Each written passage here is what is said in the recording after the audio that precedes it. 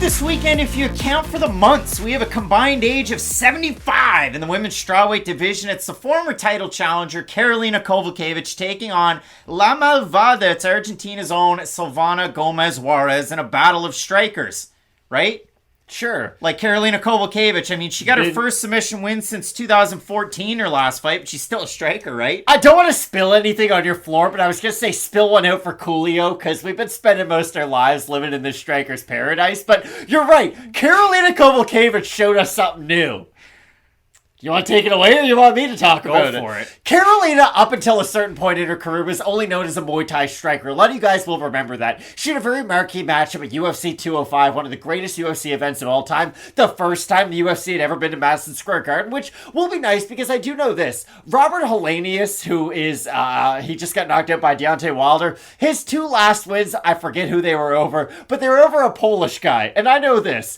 New York has a very large Polish population, and they really show up for their fighters. That was a big talking point when Joanna had fought Karolina, and it was really nice to see because they definitely show up for their fighters, and I do expect Karolina to have that kind of crowd support this time around in Madison Square Garden again. But her last time around, she showed us a grappling side of her game that we had yet to see, and it was surprising because with Karolina, it felt like after every loss, especially after she was on that kind of championship level, if you will, it was, oh, is she going to retire? Is she going to come back? And that's never a great conversation to hear from a fighter, and that's normally when you start predicting they're going to lose every single fight because they kind of have 1 foot in and 1 foot out. And again, normally when a fighter starts talking about retirement and they have lengthy layoffs, they rarely show you a new wrinkle in their game. And it was one of those forced wrinkles because it was a rematch, of course, that you're talking about against Felice Herrig. The first matchup, who got the win? Karolina by split decision, but to be fair, she won that fight convincingly. And in the second fight, Kowalkiewicz was having a lot of success in the striking. It was her classic Muay Thai stance. She kind of stands upright, keeps her hands up,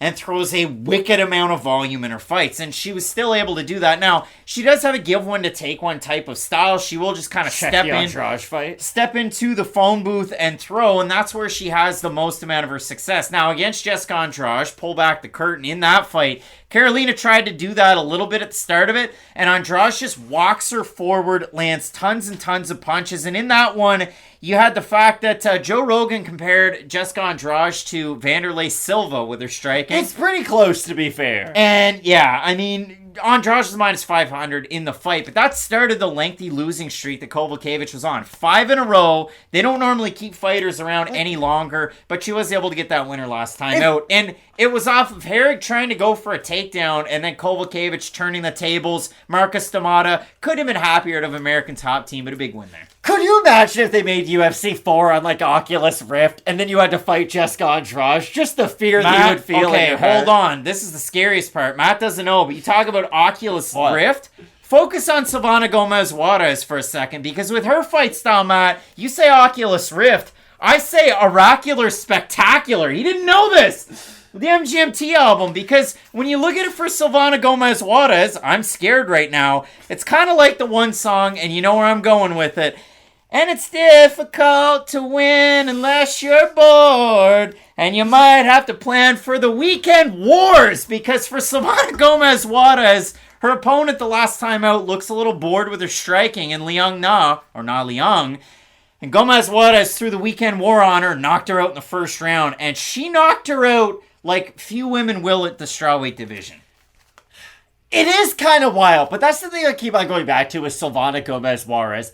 I have a hard time seeing her having that level of success in her striking against top-level female strawweights in the UFC. Now, could she do it against Karolina Kowalkiewicz, who I'm still not completely sold on? Yes, she could, because Karolina's last win over Felice Herrig still isn't the most convincing win of her career. It doesn't completely erase her past losses. Felice Herrig's another fighter who had a lot of question marks surrounding her, was not at the best point of her career Promptly retired at the end of the fight, too. Exactly, so it's not like she beat prime Felice Herrig, if there ever was one. So, for Gomez Juarez, I still think she can have success in this matchup, but it really does come down to, where is Karolina in her career? Did she just lose a lot of fights in a row to good fighters, and it was a bad stretch in her career? Or is she trying to kind of repiece together the fighter that she once was? I will say this, though. It is very surprising to see both these fighters similar in age, because normally when we talk about both these fighters, they are much older than their opponents are, and this will not be the case this time around. around. And you look at this one and you'd say for Kowalkiewicz, well, if she strikes, she's going to struggle because Gomez Juarez, what does she do? She pumps a jab out there, fighting out of Entram Gym in Mexico.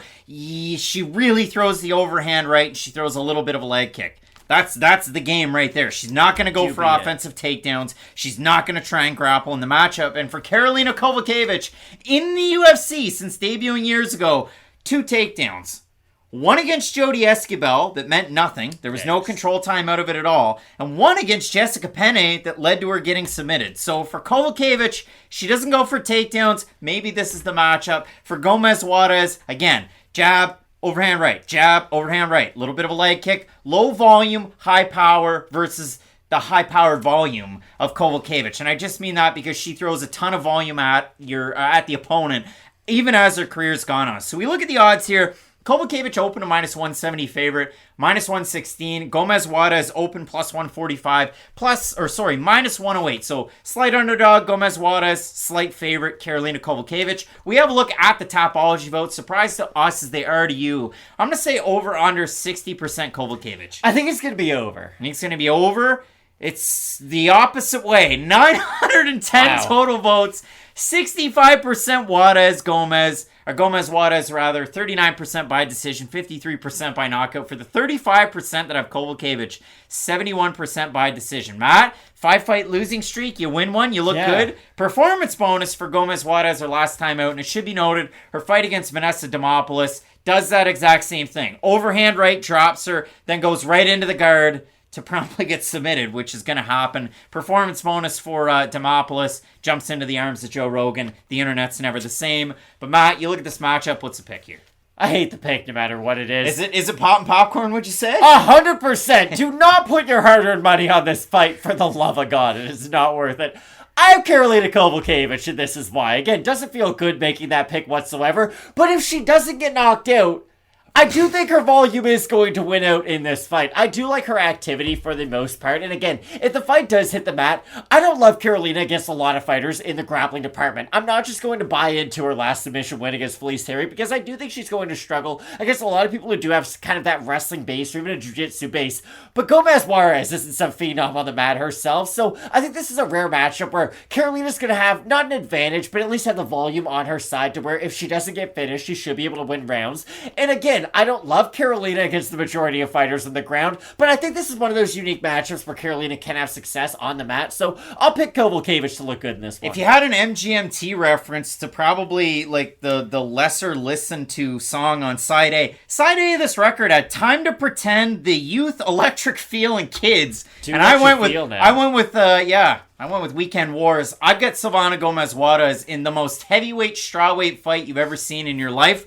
I think that the power is going to beat the volume of Kowalkiewicz, which I don't normally do. I think Kowalkiewicz has more tools in the tool belt. I think the ATT training could definitely win it out for her. Marcus D'Amata is a great coach, and I think Kowalkiewicz has a great chance in this one. I like that 1-2 for Gomez Juarez, and it's different than with Jessica Andrade because Andrade closed distance with hooks and pressured, whereas Gomez Juarez is jab with an overhand right. But I will go with Gomez Juarez to get the win. We're split on the pick. Matt going with Kowalkiewicz. I'm going with Argentina's own La Malvada to get the win. Let us know down below in the comments section who you have. Do you like MGMT or do you think they're overrated? Has Matt watched The Big Lebowski yet? Not yet. Yeah, I watched it again last night, and I'm not even joking. After the fights I watched it, I love that movie. Keep it locked in with Fight Night Picks. We always say, let's get into it.